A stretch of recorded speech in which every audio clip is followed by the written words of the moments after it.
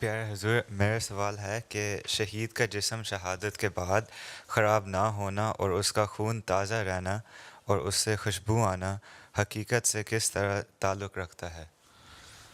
دیکھو جی، یہ تو لا آف نیچر کے خلاف ہے کہ بندہ دفنایا ہو اور زمین میں چلا جائے، جو نیچرل پروسیس ہے اس کو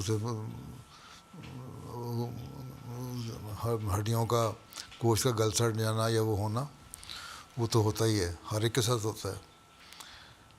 یہ نہیں ہو سکتا کہ آپ نے 2 سال بعد 4 سال بعد شہید کے قبر کھو دیں گے تو وہاں اس کو تازہ جسم اس کا ہوگا، اتنا انبیاء کا بھی نہیں ہوتا، تو شہیدوں کا کتنا ہوگا؟ انبیاء کا تو اونچا کام ہے نا۔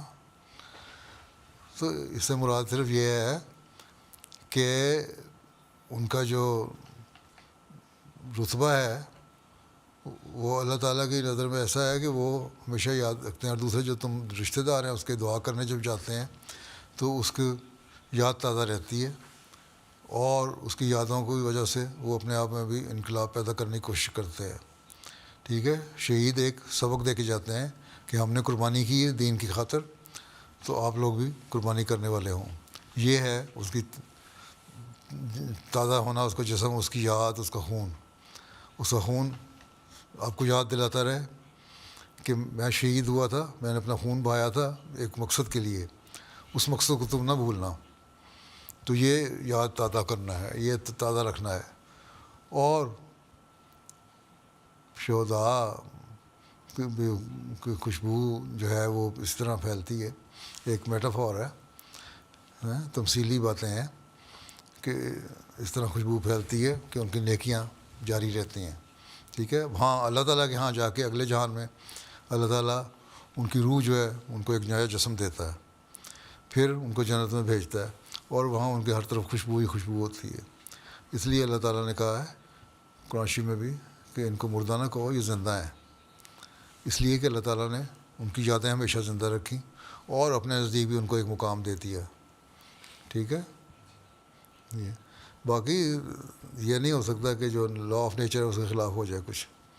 ٹھیک ہے، ہاں پریزرو کرتے ہیں، بعض باکسز میں 50 سال 40 سال باڈی پریزرو رہتی ہے، ہو سکتا ہے وہ اندر اس کے باڈی میں اندر جو اس کا پروسیس کا ہے جو وہ تو ہوتا ہوگا، گوشت بھی چھوڑتا ہوگا، ایک حد تک ہی رہتا ہے نا ہڈیوں کے ساتھ گوشت، لیکن اس میں بو نہیں آتی ہے، تابوت خراب نہیں ہوتا، تو اس کو اسی طرح دفنایا جا سکتا ہے۔ لیکن بعض دفعہ جب تابوت ٹوٹ جائے تو اس میں سے جس طرح مردے میں یا مرے ہوئے انسان کا آتا ہے اسمیل آتی ہے، اس میں سے بھی آتی ہے پھر۔ ٹھیک ہے، وہ نہیں ہے۔ پرانے زمانے میں جو ایجپٹ میں جو ٹیکنالوجی تھی اس زمانے کی، وہ مومیز بناتے تھے، وہ انہوں نے ساتھ کچھ کیمیکل لگاتے تھے نا، رکھتے تھے پریزرو کر کے۔ تو اس زمانے میں جو فرعون تھے اس زمانے کے یا بڑے لوگ تھے، ان کو مومیز بنا کے تو ان کو پریزرو کر لیا کرتے تھے۔ یہاں ابھی بھی رکھی ہوئی ہیں، میوزیم میں رکھی ہوئی ہیں نا مومیز، جا کے دیکھو، کبھی دیکھی ہیں؟ میں نے دیکھی۔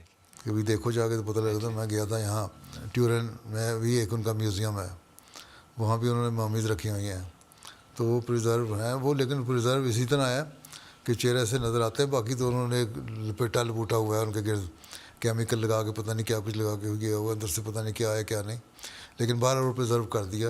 اسی طرح فرعون کو اللہ تعالیٰ نے کہا تھا کہ اب تم بچ تو نہیں سکتے، ہاں تمہارے جسم کو میں محفوظ کر لوں گا، اور وہ محفوظ کر لیا مومی بنا کے اللہ تعالیٰ نے۔ اور وہ اب فرعون اس زمانے کا، موسیٰ کے زمانے کا فرعون کی ممی اب بقی، تو یہ قرآن شریف کی یہ پیشگوئی بھی پوری اس طرح ہوئی۔ لیکن